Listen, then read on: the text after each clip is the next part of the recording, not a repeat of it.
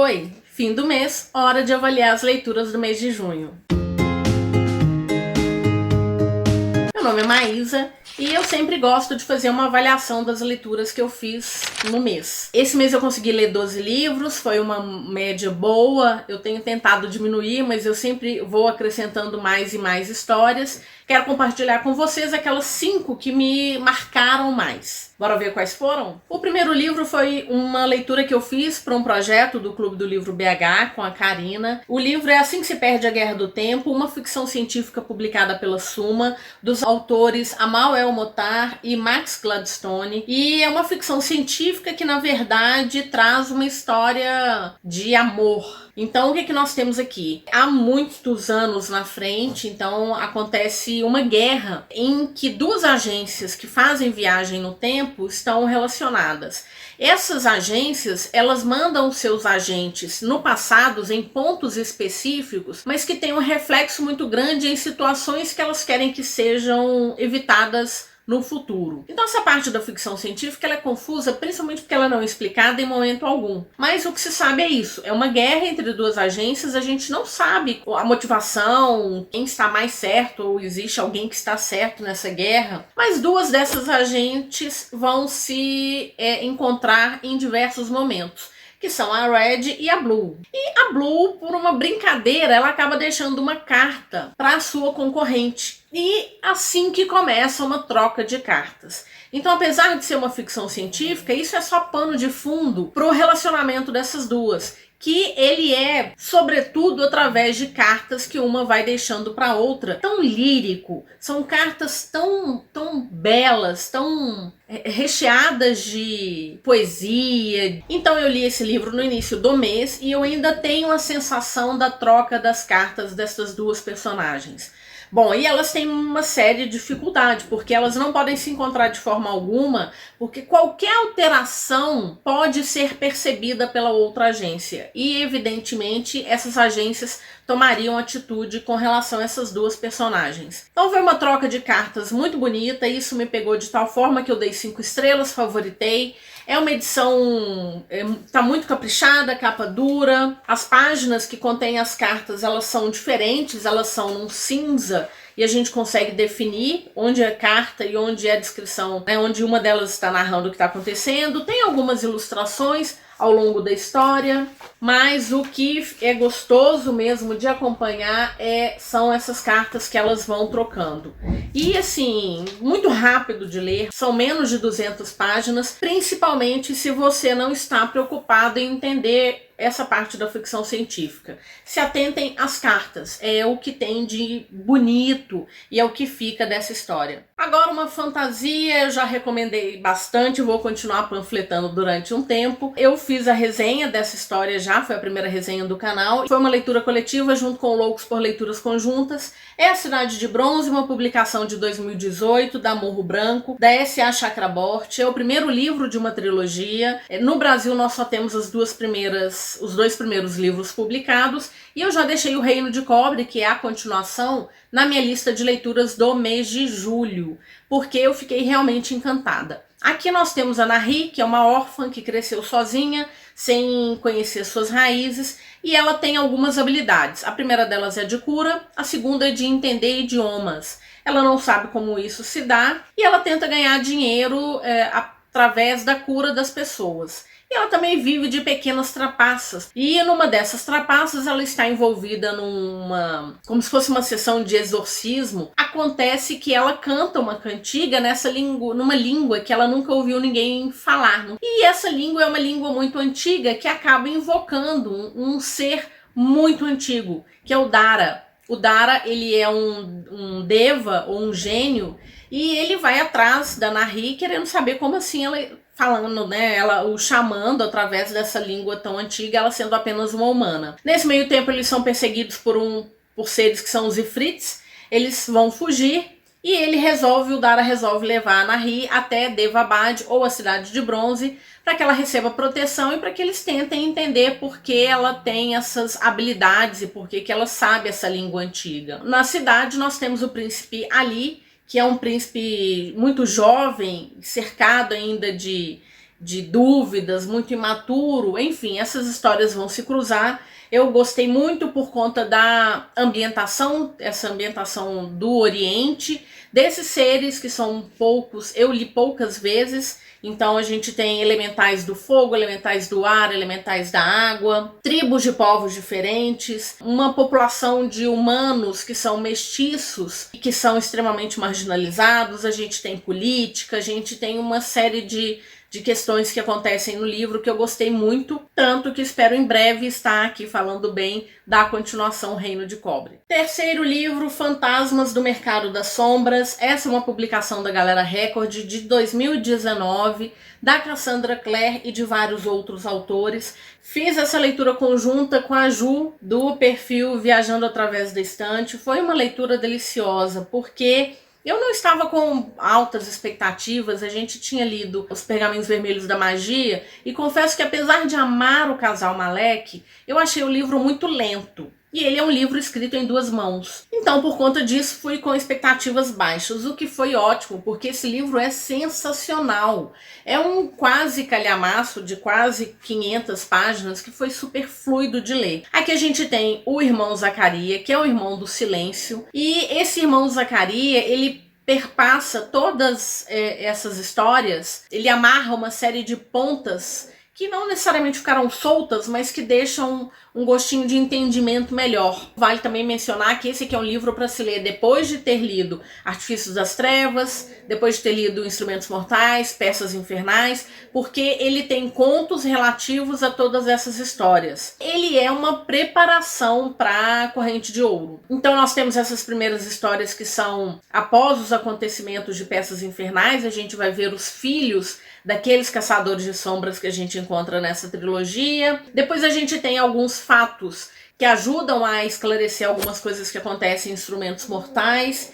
E depois a gente vai chegar até Artifícios das Trevas, e ele termina com um conto que se passa depois do final de Artifícios das Trevas. Daí a importância de ter lido todos esses livros antes, se você não quiser spoiler. E eu acho que vale a pena sim, apesar de saber que são algumas edições extras do mundo dos Shadowhunters, nem sempre são de fácil acesso, né? A editora não publica com a voracidade que o mercado tem para consumi-las. E eu acho que vale a pena sim, esse aqui com certeza vale a pena conhecer, porque ele vai trazer luz para alguns pontos que ficaram aí meio nebulosos em todas essas histórias. Rainha das Chamas, a finalização da trilogia que começou com Princesa das Cinzas, passou por Dama da Névoa, uma publicação da editora Arqueiro de 2021, da autora Laura Sebastian. É uma fantasia muito interessante, muito diferente em alguns pontos. Bom, nós temos um reino. Esse reino foi invadido há muitos anos atrás e a sua rainha foi assassinada. A filha, a princesa Teodósia, ela foi mantida como uma prisioneira de guerra. Quem tomou esse reino foram os Calovaxianos.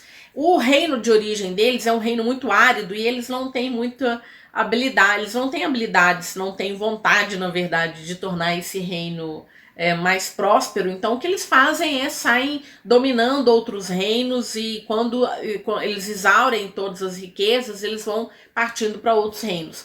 São guerreiros, então, muito temidos. Até ela cresce, ela se sente impotente, mesmo porque ela está apartada da pedra que, a princípio, lhe dá um poder, uma habilidade sobre o fogo. Em Astréia, nesse reino, existem pedras, minerais e algumas pessoas que têm habilidades específicas quando estão próximas a essas pedras, que podem lhe dar uma habilidade sobre a água, sobre o fogo, sobre o ar, sobre a terra, enfim. Ela fica apartada dessas pedras e ela cresce ali se sentindo muito solitária. Muitas coisas vão acontecer e o fato é que agora ela quer tomar o seu reino de volta. Por que eu gosto dessa trilogia sem dar muito spoiler do que acontece em toda ela, né? Primeiro que a Tel não é aquela protagonista que é forte de cara. Ela é inclusive muito insegura. E ela vai amadurecendo ao longo desses 3 livros. E não é uma coisa de repente. mesmo o poder que ela tem sobre o fogo, ela vai dominando ele muito aos poucos. Então eu gosto muito do amadurecimento dessa personagem ao longo dessa trilogia. Claro que nós temos aqui um romance, mas o romance ele é pano de fundo total. Então, se você gosta de fantasia, mas não gosta da questão do romance, pode entrar nessa história porque ele não vai te incomodar. Em momento algum ele se sobrepõe em qualquer ponto da história. Então eu gostei muito da história pela conclusão que ela me trouxe. Eu acho que foi um final que representa todo o caminho dela e que fechou algumas pontas. Fiz a leitura conjunta e durante as discussões do grupo o que a gente percebeu e o que a gente gostaria mais de ter aqui, por isso eu dei, se não me engano, 4,5 estrelas, é que o final foi abrupto. Ele vem crescendo para uma batalha final e depois dessa batalha final a gente quer saber um pouquinho mais do que aconteceu. Então ela poderia ter um epílogo contando algumas coisas que aconteceram com alguns desses personagens. Todos nós sentimos falta disso, eu acho que isso acrescentaria bastante. Mas de um modo geral, uma trilogia muito boa, uma fantasia jovem, mas com um bom amadurecimento, com bons elementos de magia, com boas descrições de embates, então eu gostei bastante. O melhor de tudo é finalizar uma trilogia, né? Nada melhor como isso. O último livro que eu queria mostrar para vocês é Leopardo Negro, Lobo Vermelho, do Marlon James. O Marlon James é um autor jamaicano, é uma publicação da editora Intrínseca. Fiz essa leitura para o blog Coisas de Mineira. Eu, sinceramente, não sei o que dizer dele até este momento. Primeiro, a edição está linda, linda, linda. Um corte colorido, ele tem fitilho, ele tem alguns mapas, esses mapas foram do próprio autor. Ele é dividido em várias partes e os personagens vão caminhando por esse mapa e durante esse caminhar, esses novos mapas vão sendo apresentados ao longo da história. Então a gente tem detalhes de alguns desses lugares. É um livro que foi celebradíssimo porque ele traz um pouco da mitologia africana. Claro que isso abriu, assim, já abriu meus olhos, né? Queria conhecer porque a gente tem raízes africanas, a gente tem uma série de expressões, de formas de vestir, de cantar, que tem origem na África. Mas a África é um continente.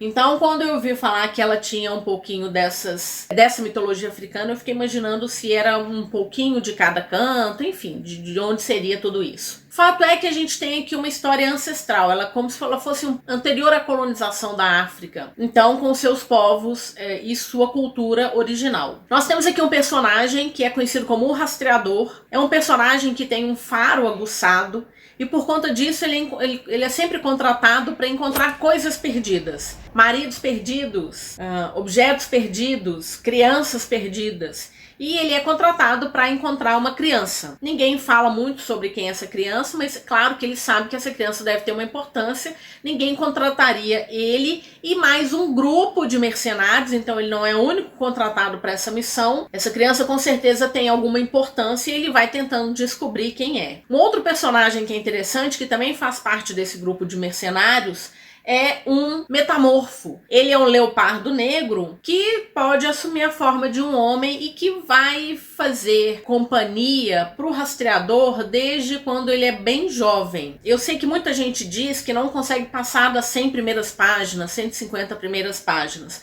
porque é uma história que é não linear. Ela começa do final, em primeiro lugar, ela já começa com esse rastreador preso e contando então as suas lembranças. Na verdade, ele está sendo interrogado acerca dessa criança e ele vai contando os momentos anteriores à busca dela e tudo que aconteceu durante essa busca dessa criança até chegar um pouquinho de depois. E essas histórias que ele conta, elas não são lineares, então ele vai e volta no tempo e a gente fica muito perdido no início. Ele vai passar então por uma África ancestral cheia de seres mitológicos. Nós temos, por exemplo, um ser que voa e que se alimenta de sangue. Nós temos seres que se alimentam de humanos, são canibais, mas talvez eles tenham sido humanos há muito tempo, mas eles andam num casal e ficam em cima de árvores. Uma série de figuras míticas assim, muito diferentes, muitas bruxas. Esses seres todos vão povoar essa busca. Ele é uma fantasia adulta, ele tem muitas cenas de sexo, ele tem pedofilia, ele tem necrofilia, ele tem... A sensação que eu tive é que ele era até descortês com as mulheres, talvez porque esse personagem tenha se sentido abandonado pela mãe, mas não foi isso que acontece. Então ele tem uma visão de mulher, assim, as mulheres para ele não são pessoas em que se deva confiar. Ele é um personagem que é homossexual e isso é tratado com muita tranquilidade dentro da história. Mesmo que em alguns lugares que ele visite, as pessoas falem, né, de homens que dormem com homens, mas isso nunca o incomodou. Então tem algumas questões que, a meu ver, foram negativas para essa história. Mas pela riqueza e pelo que ele promete trazer nos próximos livros, esse é o primeiro livro, é uma trilogia, e o que eu entendi é que o autor quer contar a mesma história do ponto de vista de outros dois personagens.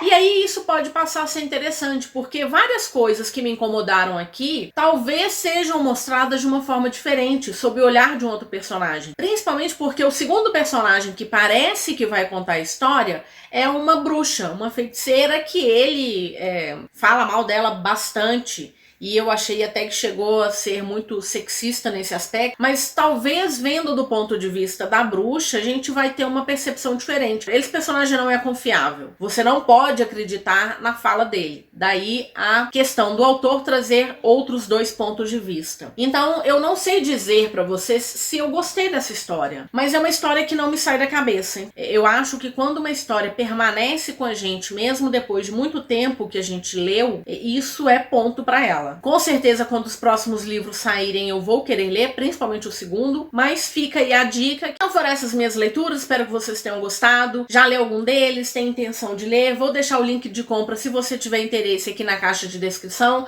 Se você puder utilizar meu link, agradeço bastante. Vem conversar comigo, vem falar das suas leituras também. Qual foi a sua leitura favorita? Quais são as suas expectativas para o mês de julho? Vou deixar as minhas redes sociais, Instagram, o Scoob e o Twitter. Eu uso principalmente Instagram e Scoob, são onde eu faço as anotações diárias das minhas leituras. No Instagram eu deixo as resenhas de todas as histórias. E peço, se você curtiu o meu conteúdo, se gostou, curtir, compartilhar, se inscrever no canal, ativar o sininho de notificação. Toda vez que tiver vídeo novo, você vai ser alertado. Te agradeço por ter assistido até aqui. Muito obrigado, boas leituras e até o próximo vídeo.